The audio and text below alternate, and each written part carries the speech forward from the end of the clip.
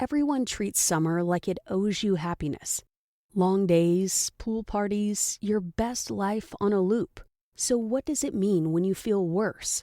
The summer blues are real. It's why summer is one of the busiest stretches of the year for people starting therapy.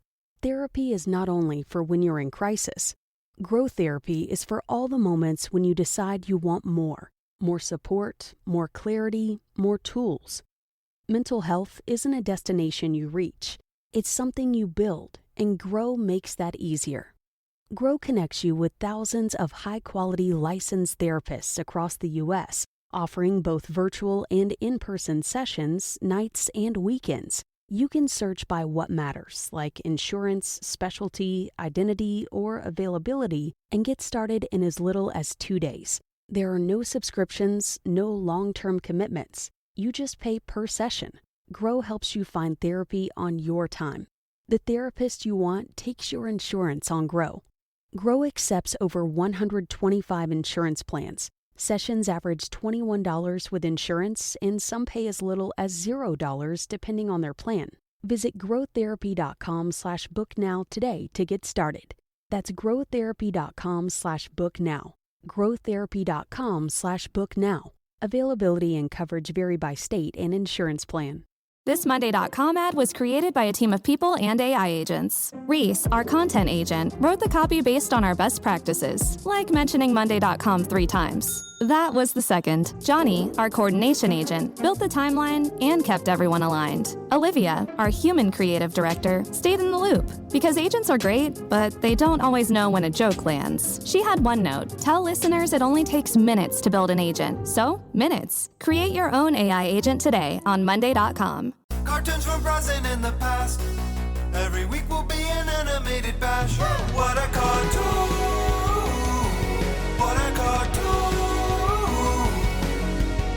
Maybe a short but mostly shows. We'll talk, we'll analyze, exploring as we go. What a cartoon! What a cartoon! What a cartoon! What a cartoon! Hello, everybody, and welcome to What a Cartoon Movie, where all cops are cuties. I'm one of your hosts, the part-time popsicle hustler, Bob Mackey, and this is an audio exploration of every animated movie ever. Who is here with me today, as always? Leaving Clawhauser's DMs on red, Henry Gilbert. And this month's movie is Zootopia. Everyone comes to Zootopia thinking they can be anything they want. Well, you can't. You can only be what you are. Sly Fox, Dumb Bunny. And yes, we are continuing our summer of 2010's Disney series on What a Cartoon Movie. So previously we covered Winnie the Pooh in May, Wreck-It Ralph in June, and now we are zooming ahead to Zootopia for July, and then back in time for Big Hero 6 in August, because we take turns producing these, and Henry is our superhero man. Yes, it's technically a Marvel film, and I mean, it's got Stan Lee in it, so it definitely counts. So I was like, no, Bob, I got to do that. Well, meanwhile, Bob has slowly become a furry, more so as the series, as our podcast has gone on. Oh, we're going to talk about who's becoming a furry between the two of us very soon here. So yes, we are covering Zootopia, the 2016 animated film that made over $1 billion. Very popular. The sequel, which came out last year, is the most popular non-Chinese animated feature of all time. So Zootopia, it's a huge franchise, and this is our first time covering it. So Henry, what is your experience with the Zootopia film? And also, how close are you to fully coming out as a furry? I have some smoking guns I want to talk about here. The audience needs to know about them. And one of them was up front, actually, in the intro. Yes, I thought it would be funny in my Letterboxd review to mention that, like, okay, look, do I like Clawhauser? It's funny. It's funny. Yeah, funny. I've got a funny boner here. No, I like, since the first viewing, like, Clawhauser was my favorite guy. The heavy-set police receptionist, I guess you'd call him. There's probably a more masculine title for that. But look, yes, I think over time, have I looked at furry porn at some point? Perhaps. Okay, that's it. Yes, that's all you need. Okay. In my defense, too, if you're looking in queer corners of porn, like that's where a lot of furry guys, it turns out I just end up like, oh, every gay guy I follow has a fursona. Is this just what it's turning into now? Like, so I feel like I accidentally got into it. Henry, we welcome you. You are appreciated. You are loved, but I'll still make jokes about it. Okay. All right. Especially because in your Letterboxd review, you implied that you would like Clawhauser to manipulate your genitals to completion, perhaps over the jeans. I said mostly hand stuff. Yes, it's a fun way to put it. This is a children's movie.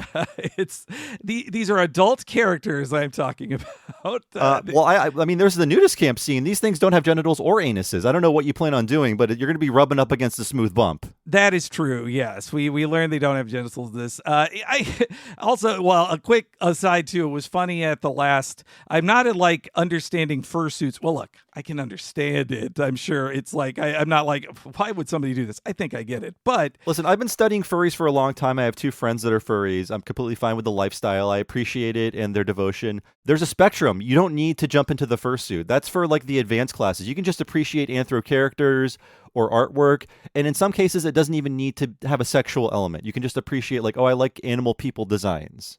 At the Seattle Pride Parade, my husband and I remarked that we were seeing just as many people in the fur suit, full suit, like mascot style fursuit. We saw as many of them as naked people. Like I think we saw like 8 naked people and 8 fursuits like that. So the most uncomfortable and probably the most comfortable, perhaps. So what are we talking about, Zootopia?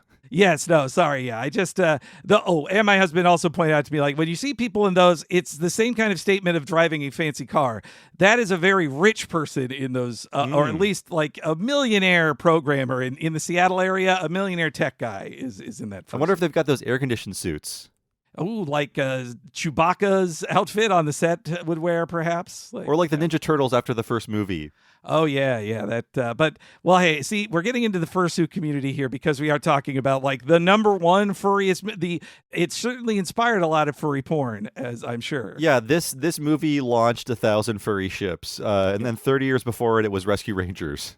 Yes, and 20 years before that, the Robin Hood film that Disney put out. But so my history though. Yes, sorry.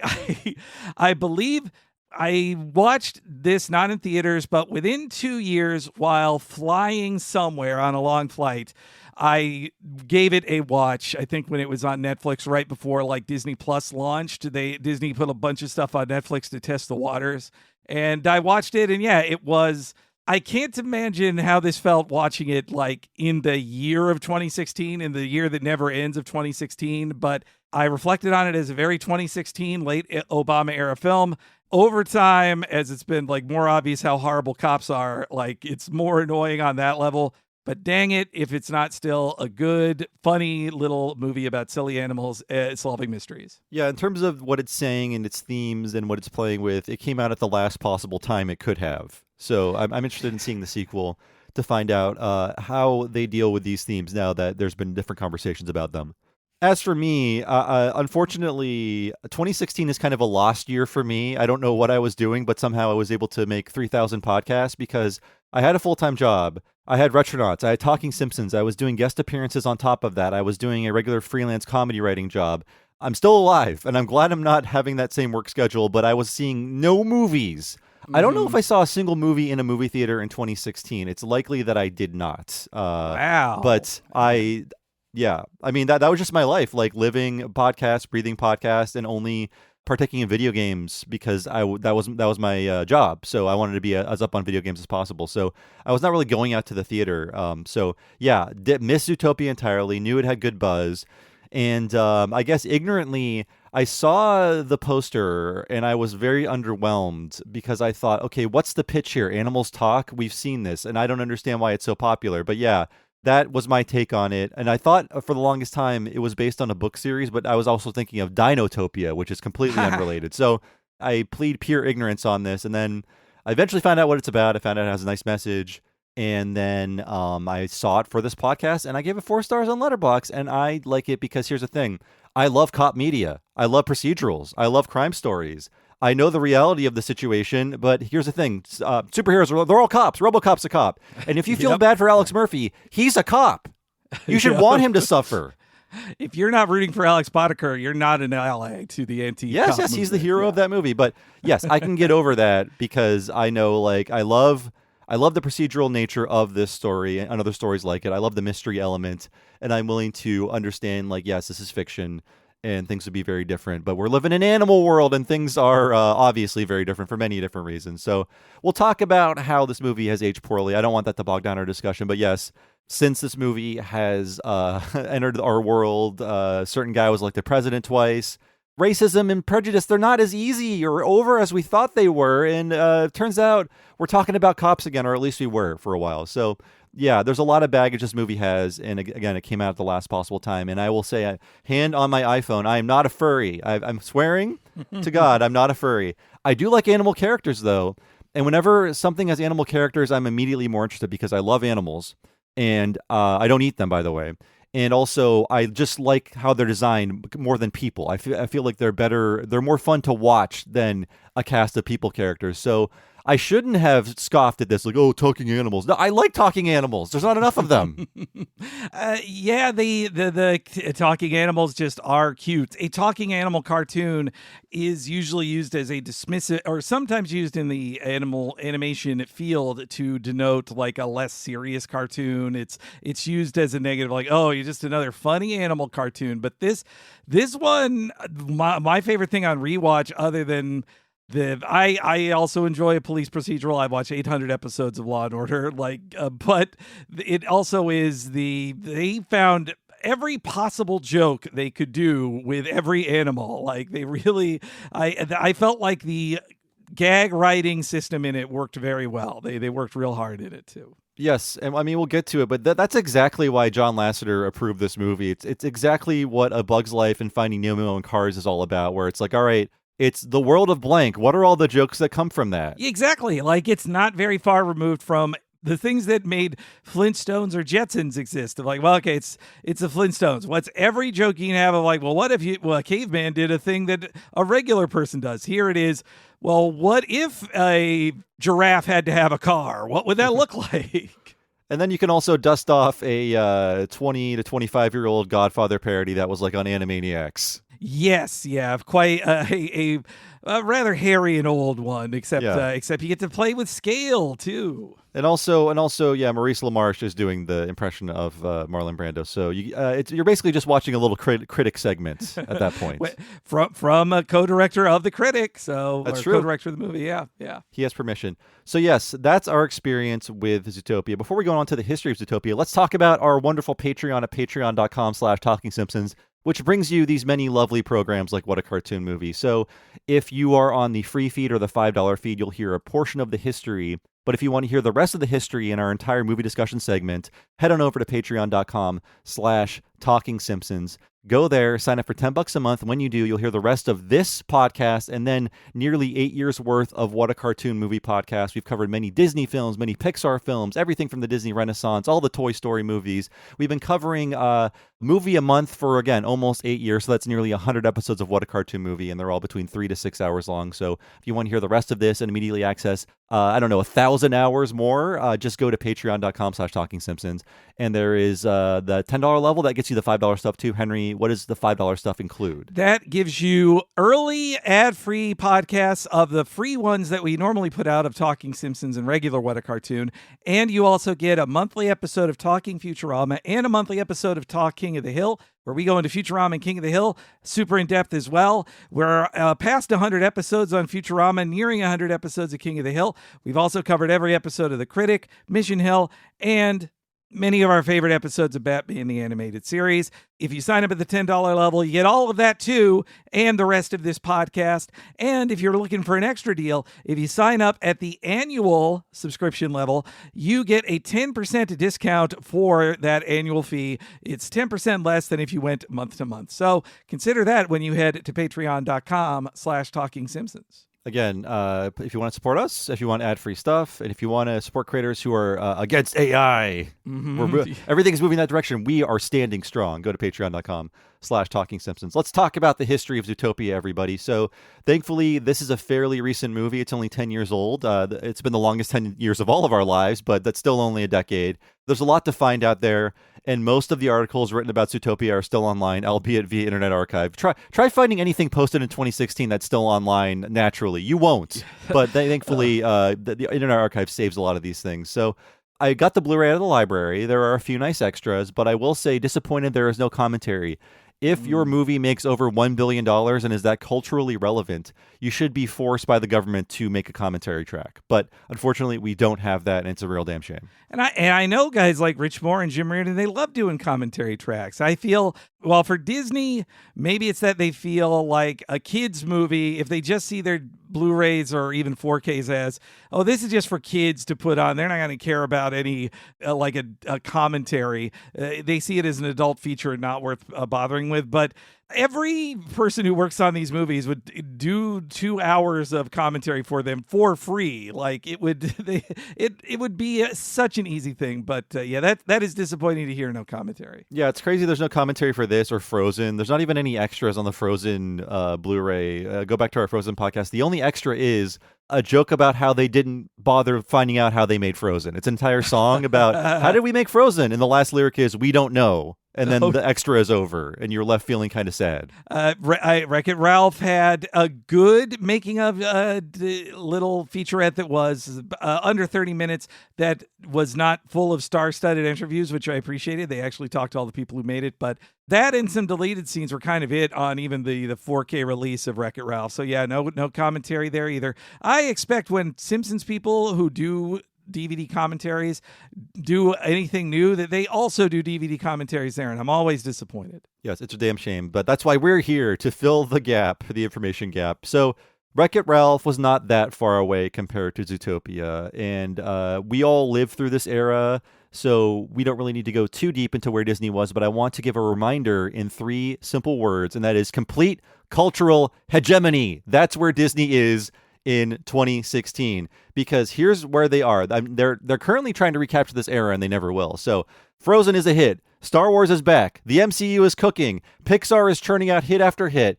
Even The Good Dinosaur makes money.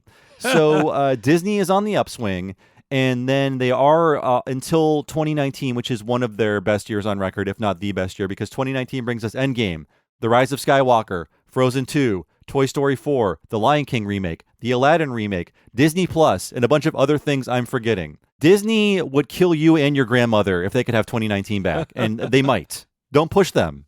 They're on their way to it. Yeah, they or they'll at the very least lay off whoever they need to get that done.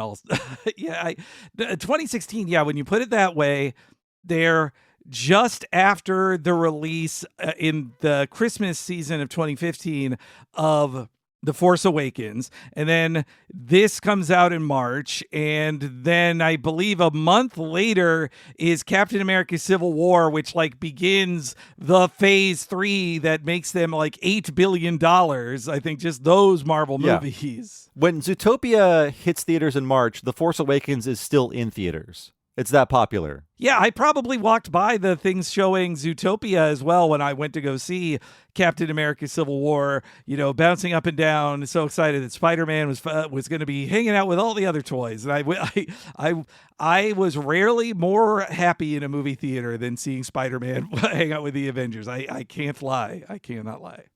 So let's talk about Zootopia. Now, talking animals who sometimes sing used to be Disney's bread and butter, of course. But over the years, animals were really relegated to sidekick roles. As the studio's animated movies moved more into the CGI realm, they focus more and more on humans. And I think the real reason is because technological limitations. It is hard to depict things like fur and hair. So we're getting movies about cars and fish and bugs and superheroes that don't look superhuman. So we are not quite ready for fuzzy animals. There's a few technical test cases they trot out, like hey, the dog in Toy Story 2, right? Yeah. And a few things along the way, but Disney still not very comfortable with an entire cast of furry animals. The technology is not quite there yet. I mean, just look a decade back from this film's release, and you've got Chicken Little, which we covered. Like, that shows you how they could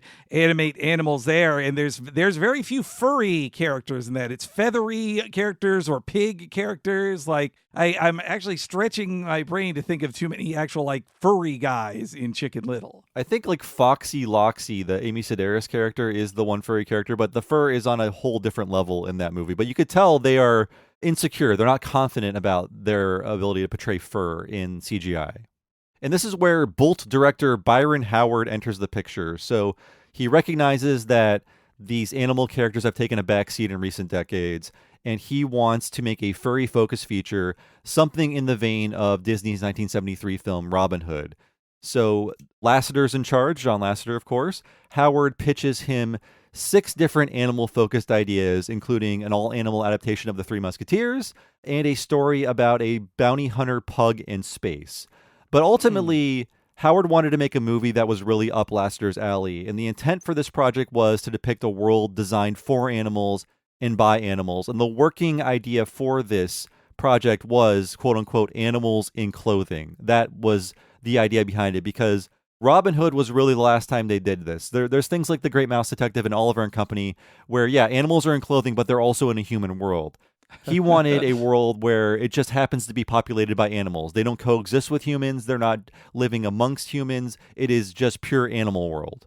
That was very interesting when we did Great Mouse Detective, that in that universe, and hey, there's going to be a lot of like questioning universe commentary I'll be giving on this one, I think, but the in that one, rats and mice live among us, but they also imitate us and like are kind of our little homunculus next to us too. That's a funny concept. Yeah, like you have a little mouse that's just like you, and he's podcasting in a hole in your wall in The Great Mouse Detective. And also that pug in space thing, that's a funny idea, because I was just double checking this, that Rebecca Sugar, one of their early comics before, creator-owned comics before they got into the world of animation, Rebecca Sugar created the character Pug Davis, which was like a pug animal man astronaut as well. That it only got published recently, but I believe Rebecca was working on it back like in like the aughts, like in like 2009 or something. I mean, hey, pugs are funny. They can barely breathe. So what if one was in space? It'd be a disaster. It's already hard enough to breathe there. Mm-hmm. So according to Byron Howard, upon hearing the whole animals in clothing pitch, Lasseter lifted him into the air, quote unquote, like a baby Simba. And I will say, Mr. Police, he gave you all the clues. Yes, yeah. He's hugging everybody. He's touching everybody. He's hugging everybody. These are like lighthearted stories about him before the cancellation, in quotes. He was not canceled. He just had to form another billion-dollar company somewhere else. It's funny that 1 or 2 years later, these kind of like stories are not the cute stories they are presented as in a 2016. I'm assuming this story came out and like it was told in 2016 about Lasseter doing that. It's like, isn't it funny how he grabbed me? Not really. Not anymore. Again, if the election had gone a different way, if Hillary Clinton had campaigned better in some states, John Lasseter would probably still be running Disney. I would think he wouldn't have changed anything about himself in any way, and still would be making people uncomfortable. But he wouldn't have lost his job, probably. It could be, yes. So one of Howard's pitches had a 1960s theme similar to The Incredibles. So Lasseter suggested he combine this idea with one of his other pitches, the animal world pitch. And this is when he came up with Savage Seas, which is a spy film about a James Bond-style Arctic hare named Jack Savage. This is when Jared Bush joins the project, and he's ultimately credited as being co-writer with Phil Johnston. And apparently he was excited to work on this because he comes from a CIA family, so we know how he got his job at Disney. I see, man. Oh, boy. That's Look for the anti-communist propaganda in Zootopia. It's there. That is funny. Yes, it is like all these people who like they used to be part of the CIA or like they're in the CIA family. It's like if somebody probably would be questioned if they got a job at Disney, if they were always talking about like Maoist ideology, if they were they were openly that, they'd probably be questioned and not given too much access. CIA though, whatever. Not questioned in any way. So Bush and Howard developed Savage Seas within Disney, but ultimately the most fun part of the film ends up being the first act, which takes place within that Zootopia-style city, and that's what they decide to focus on entirely. The spy in the 60s angle is tossed out entirely, so now all they have is the idea of like an animal city. What happens there? Run with it. As John Lasseter says, figure out like something that can happen in this world because the idea of the world is fascinating enough. And hey, he was right. People showed up for Zootopia based on the idea, based on the poster, animals having fun in an animal city. They didn't know what the movie was about. just look at all these animals in a city. Look at that. Like I also think it had one of the most like successful trailers ever. Like it was an omnipresent trailer that I would see. When I say that, I mean I saw that teaser of the DMV scene many times in theaters. Oh, me too. Yes, yeah. I think I just saw it on like ads and stuff. But I thought, is this the sloth movie? And then when I eventually see this film like last week, I'm like, oh, the sloth stuff is great. I was wrong to think they were overplaying the sloth stuff. Yep. Yeah, they are funny. They were right. The marketing team was right to lead with that joke as their main ad campaign. So they don't know what they're going to do with these animals. So they're sent out to study animals. Like, look at animals, see how they act. Go to places like Disney's Animal Kingdom and San Diego Zoo Safari Park. Observe them. Think of ideas. Think of characters. So they're essentially just like sent off into the wilderness to figure out what Zootopia is. And they actually go to a wildlife reserve in Kenya. And this is where they dawn upon their biggest idea for Zootopia, because they're observing a watering hole and they're noticing predators and prey are drinking the water together while eyeing each other suspiciously. So they're all here for the same thing, but they have an uncomfortable relationship with each other. Boom. That's your idea for Zootopia. Let's take this predator-prey relationship and move it into a more civilized world and see the tensions that evolve from that. And perhaps we can tell a story about prejudice or bias or microaggressions and things like that. The very 2010s Obama 2 kind of climate. Those are the things we're talking about. Yeah, that's so funny. They see the we all want to go to a watering hole together, but we're all also kind of suspicious of each other. I guess the film reminded me too of the in Avenue Q. There's a song, and Avenue Q is written by future Frozen songwriters, so it's worth bringing up. But that in Avenue Q they have the song "Everyone's a Little Bit Racist," which is a very of its time thing of like, well, you're not hateful, but everybody has a little racist thought every now and then, right? Like that was, and I was thinking that song in several scenes of this movie. Well, yes, yeah. Yes, the people. We'll talk about it throughout. I don't want it to bog down our conversation, but ultimately my take is this message doesn't really work because you're talking about don't have biases, don't have prejudice, but then all the jokes come from animals acting in very stereotypical ways, rather. And then if you think about the predator-prey relationship and how predators are discriminated against and feared and everything, well, and if you translate that to the real world, well, predators are white people, and we're not a discriminated class. Yes. Yeah, perhaps we should be. I mean, sure. Put the shock collar on me. But if it's like, who are the people that tormented us the most in the past? It's white people. But if you translate that to the real world, that doesn't really make any sense. It doesn't really check out. You also start to question the more they engage with it on like America's own specifically racist tendencies, especially with African-American communities. Then it makes you also question like this should have a more black cast of people of color in roles and writing and directing. Probably you can say African American, but I don't think they're checking to see where the lineage comes from. No, that is true. Yeah, we're generally an extremely racist place. Yes. Yeah. But again, I don't want to be like that wouldn't happen like that in real life, man. Yes, because it's a movie for children, but ultimately this allegory doesn't really work. But you kind of have to give it a grain of salt and remember when it was made and give it a lot of forgiveness there, because it is like this is like the final year where we thought we were living in a post-racial society, or we were at least approaching that. And clearly the last decade has taught us that's not happening. That's not the case. Mm-hmm. If ever we were close to it, we probably just tricked ourselves. But yes, back to that scene that they saw all of the animals drinking together. That's pretty cool that's where they're vision came together and doing the thing we heard about, like when we covered The Lion King or Bambi, of just the animators just looking at animals and figuring out what they do and like just reflecting on real life to try to come up with like a story or even jokes. And a big challenge for them was to retain the unique way all these animals moved while also anthropomorphizing them. So how do we retain the essential nature of an elephant or a gazelle or a wildebeest or a fox, but they're walking around in clothing? Like, how do we do that? That was a challenge. And also, something I think this movie does that is very unique is the fact that it keeps the scale of everything. It doesn't cheat. Like, you have to cheat with movies like Robin Hood, where, well, it's like a bear is as big as a goose or whatever. Like, everything is like around the same size just for the sake of framing and making the story easier to tell. But here, it's like, no, Judy is the size of a rabbit compared to a water buffalo who is her boss. and the different areas of the city are built based on the size of the animals who live there. And we see that when she's like rampaging through Gerbil Town or Hamster World or whatever, things are much smaller there. Yeah, in Robin Hood is a good example that in that one, Little John is a bear, and that's fine. Like, he is to scale the way a bear should be. But when they want the Sheriff of Nottingham to be like a threat, well, he's like a wolf, but he's bigger than a bear, and a bear is not bigger than a wolf, but he needs to. Same with like a giant chicken lady is Maid Marian's female attendant, whose name I forget in Robin Hood history. So apologies. We'll get to it when we cover Robin Hood, which I've never seen Robin Hood. I know it's very important to the furry community. Well, I saw it, but as an innocent child. You didn't know what it was doing to your brain. That's why you are the way you are now, Henry. I have met a friend who, seeing Little John / Baloo in cartoons as a kid, did activate them. That's why we did the Naked Baloo episode of Tailspin when we covered it for What a Cartoon. I had no clue that was coming in that episode. There's something about this episode that really spoke to me. Oh, it's Baloo with his shirt off. It is very weird in that episode, but.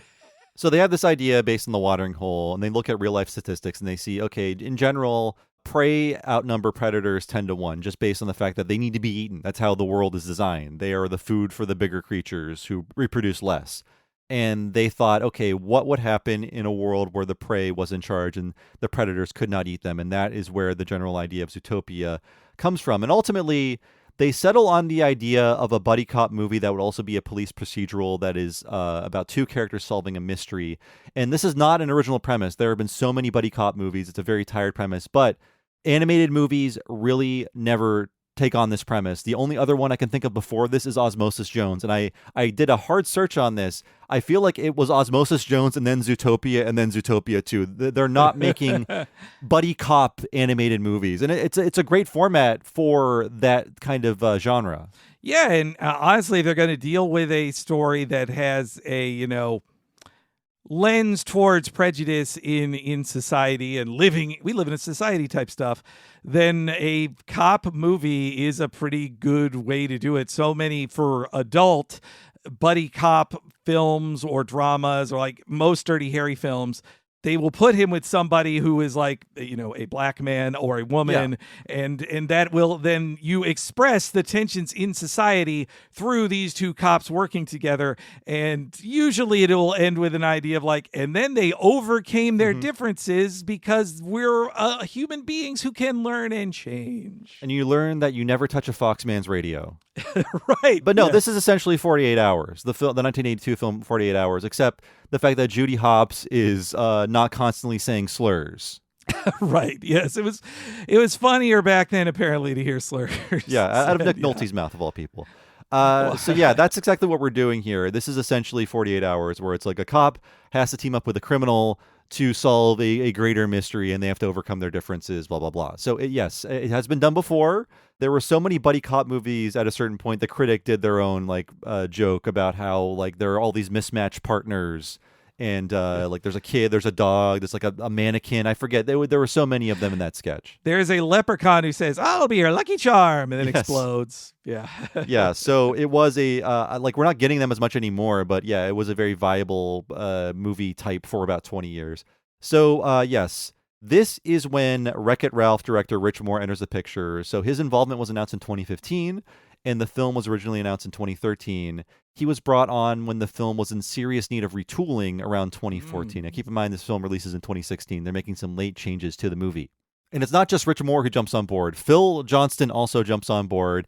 And we talked about him last month because he is the co-writer of Wreck-It Ralph. So if you want to know more about Rich Moore and Phil Johnston, check out Wreck-It Ralph. But hey, we also talked about Rich Moore cumulatively probably for 6 hours across our 11 years of doing these podcasts together. Yeah, and I mean, just next week on What a Cartoon, we'll be talking tangentially about Rich Moore again on our What a Cartoon subject. And I guess this explains why it took a lot of years for a Wreck-It Ralph sequel to happen, because they were busy saving Zootopia. And then they make Wreck-It Ralph 2. So ultimately, we got Zootopia out of it. That's fine. I like that movie. I like this movie twice as much as I like Wreck-It Ralph. Or excuse me, Ralph breaks the internet. Not even wrecks the internet. right? Yep. Yeah. But Bob, if you don't like that title, they make a joke about it in the movie. So it's okay to have a bad title if they joke that it could have been better in the movie. I didn't know that was the rule. I apologize.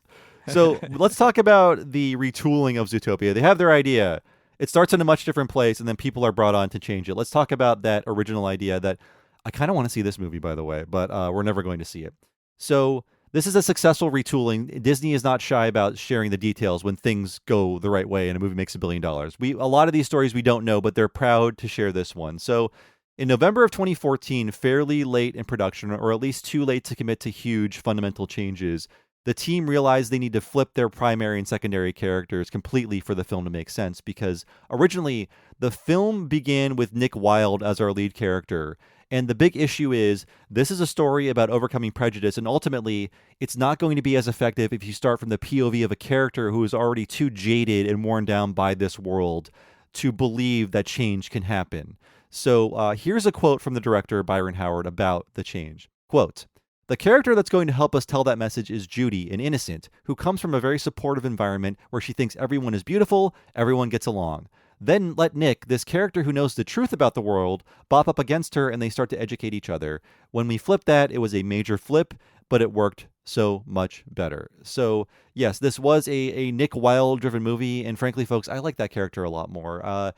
Judy Hopps is a little too Leslie Knope for me in this movie. It was the Leslie Knope time. It's how like she was one of the most popular TV characters. She was showing us how great it was going to be when Leslie Knope was going to get elected. Or, well, I like the Leslie Knope character, and I think a mistake that people who wrote Leslie Knope is that they thought that Hillary Clinton was Leslie Knope, when she is very much not that. Yes. And I kind of want Judy Hopps to be voiced by Amy Poehler. No offense to the woman who voiced her, but I for the longest time I assumed she was. But then I'm like, well, no, they had her voice Joy in Inside Out, so they're not going to be. They wouldn't be that redundant with their voice casting.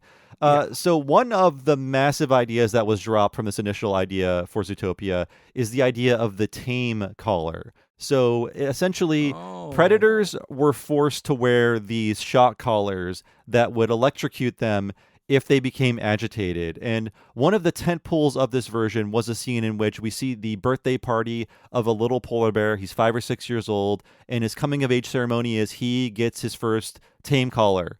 And the little kid is very excited, like, oh boy, I get to be just like everyone else. But the dad, putting it on his son, knows, well, your life ends today. This is the beginning of a very painful life for you. So it was underlining the fact that, like, this is injustice, this is unfair, but this is the world these predators have to live under. And it was a much darker story. But ultimately they thought, if you see this, you're not going to like Zootopia. You're going to despise this place, and you won't think it can change.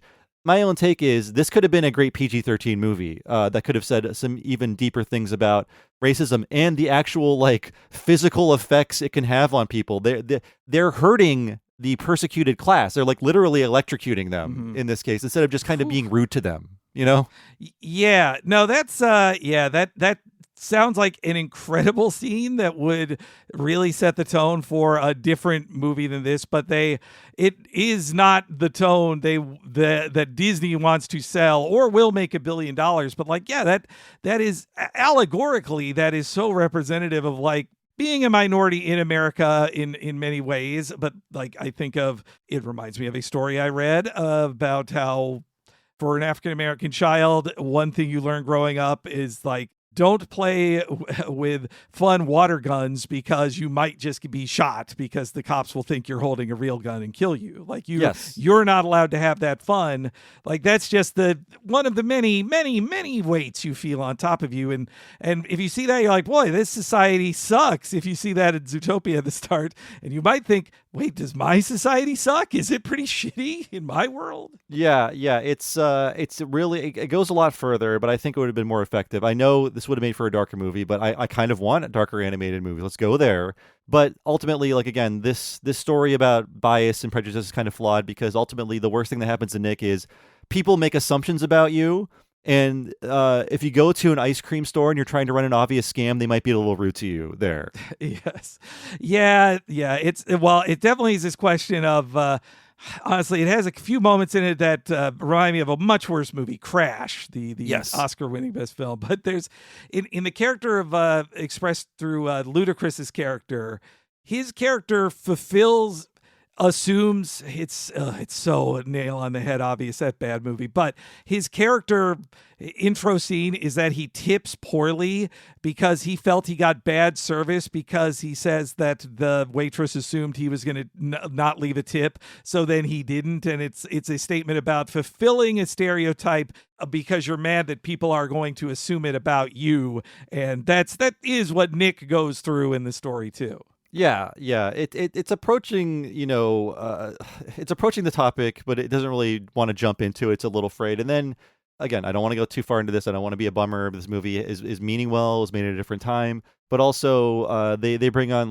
sensitivity experts and stuff to work on the movie. But then when it comes time to talk about what the movie's about, they don't want to talk about this stuff. They're like, just a story about a cop, she's learning stuff about the world. We're going to talk about the Zootopia. Let's not talk about the other stuff. Like, it feels like when you're in the games press and you're like, well, this game tackles racism. What do you think? Oh, I think the player should decide. Yep. Yes, we heard that. We heard that so many times. Nobody wanted to make a headline with that stuff. It's like, well, then don't be then at least don't agree to interviews. Just say, then don't promote your game. I don't know what to tell you. I mean, unlike today, I think it was fairly popular to say, yes, this movie is a movie about the dangers of racism. But if you look at the coverage, maybe they hint at it here and there. But if anyone wants to talk about it, they're like, we think the story comes out of the characters. They're very worried about the thing they made. They leave it to Vox.com. They know they'll just write about it, or the Atlantic will. There'll be articles back then by the article mongers as Felix Biederman. I love that term Felix Biederman made up. The article industrial complex, yes, which I don't think is really still around as much as it was in 2016. Well, the Atlantic is mainly just some all right movie reviews and then justifying genocide. Yes, those are the two. It's David Sims and The Case for Genocide, Part 43. Yes, you can legally kill a child in war. Article number 12. I'm gonna say, David Sims, you can leave the Atlantic. You guys are doing great. It's fine. Yeah, don't wait for them to lay you off from the Atlantic. Yeah, frankly, it seems stressful. I just hang out with Griffin and talk about movies for 5 hours at a time. Yes. There's an arms race now. We're not even in the same leagues in terms of popularity, but Blank Check is regularly putting out 4-hour episodes. We need to step up our game. These are their regular weekly episodes too. You're right. All right. Well, I take on that challenge. I'm going to try to up our regular Simpsons ones. Mm-hmm. We'll get Griffin on and see if he can get us. We'll try to get Griffin on again and see if he can get us up to a 4-hour Simpsons. 5. We're going for 5. 5. Okay. We can do it. I know we can. So, yes, this is a massive change. We're getting rid of Nick as the POV character. We're losing the tame collars. And if you go onto the DVD or on Disney Plus, you look at the deleted scenes, a lot of them are of Nick suffering with the collar attached to his neck. It was going to be a very dark story. Again, kind of want to see that one. I did like what they eventually made, but I think it would have been more effective with that part of it. But unfortunately, they didn't do that. But despite making this change so late in production, this film still had an average budget, like a very average budget of $150 million, which is not insane for one of these movies. Things like Tangled will end up costing more than $200 million because of all the retooling they had to do with that movie. So this is basically your standard price at the time for a Disney CGI feature. It's also funny. This comes up so many times of how almost every Disney movie we cover goes through like at least one massive change, if not 2 or 3. And Byron Johnson, he's now on the other side of it. He was the director of Bolt, but Bolt started as a Chris Sanders movie that got like heavily retooled. He exits Disney when Lasseter gets put in charge, around when Lasseter gets put in charge, and then Byron takes over it and it becomes Bolt. Now his thing is getting changed big time. Yeah, I don't think we'll cover Bolt. I don't know if I ever want to see it. It made a lot of money, but essentially Bolt is what if Buzz Lightyear was a dog? It's about a dog who is an actor on a superhero show who thinks he actually has the powers, and like antics ensue from there. Played by the new great film artiste, John Travolta. We've seen his beret. Yes, I do love his, his new, make me think about things that aren't allegations about you or Scientology. Just let's think about that beret. It's a fun new character. I think his life picked up ever since he visited r/bald and leaned into it. It's true. He's been bald. I've heard, it was one of the podcasts the right guys related this about him, that like he hung out with Pitbull, the recording artist Pitbull, and he's like, you know what, I want to be bald like him now. I'll be honest. I mean, I think he has been. No, I mean, this is not meant to shame him in any way, but I think he has been bald for at least like 35 years. Yes, yeah. He just stopped at a certain point in the last 10 years. He stopped wearing wigs in movies as much. Mm-hmm. Yeah. So, yes, this means a lot of content had to be cut from this original version of the movie. Most of the content that was cut is characters that gave Nick a hard time and just were there to underline how his life was difficult in Zootopia. So a few notable omissions from the cast. We have the Gerbil Jerks. These were two trust fund gerbils who zoomed around in a sports car. Apparently a big hit with test audiences. They did not make the final cut. They were there to harass Nick.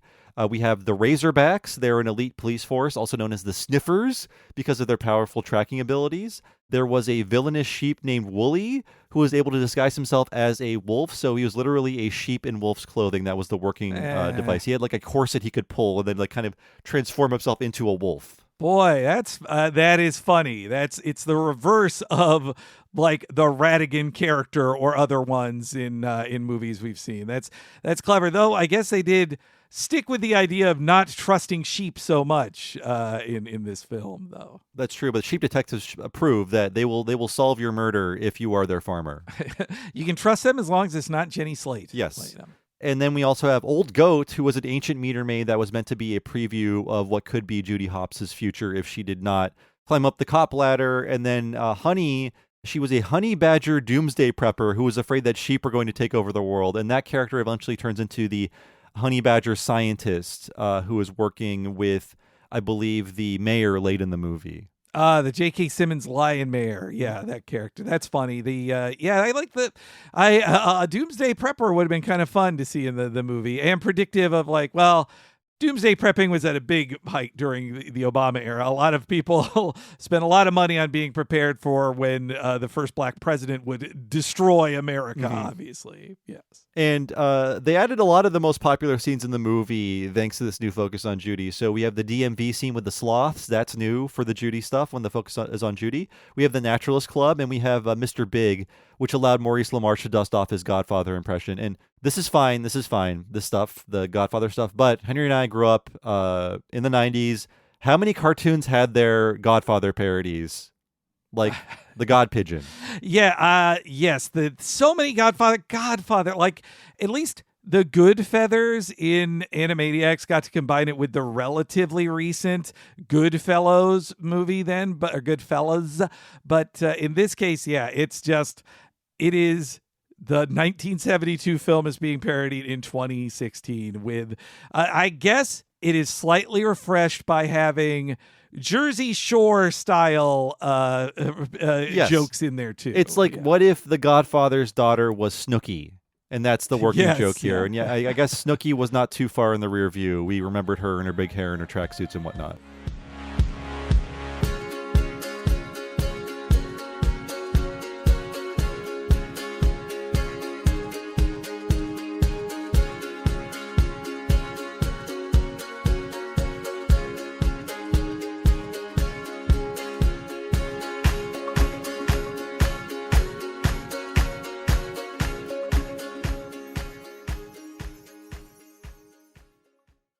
Whether you're planning a big event, launching a new campaign, or just stocking up on team gear, finding the right promotional products makes all the difference.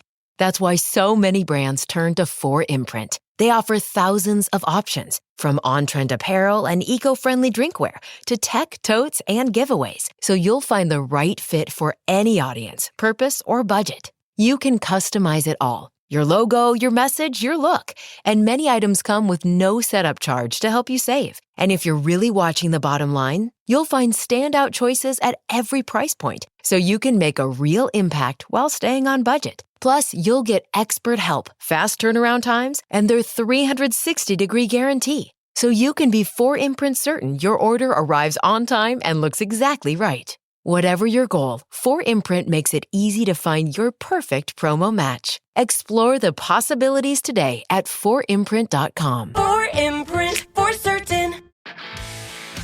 If you're a lineman in charge of keeping the lights on, Grainger understands that you go to great lengths and sometimes heights to ensure the power is always flowing, which is why you can count on Grainger for professional-grade products and next-day delivery, so you have everything you need to get the job done. Call 1-800-GRAINGER, click Grainger.com, or just stop by. Grainger, For the ones who get it done. Maintenance fee, overdraft fee, minimum balance fee, maximum balance fee. Banking fees are just a part of modern life. Or are they? They're not at Ally Bank. At Ally Bank, there are no tricks, no hidden fine print or jumping through hoops for better rates. They just want to help you save automatically while you spend, with spending accounts and savings tools with great rates. No tricks, no hidden fees, banking built for life today. Learn more at ally.com. Ally Bank, member FDIC.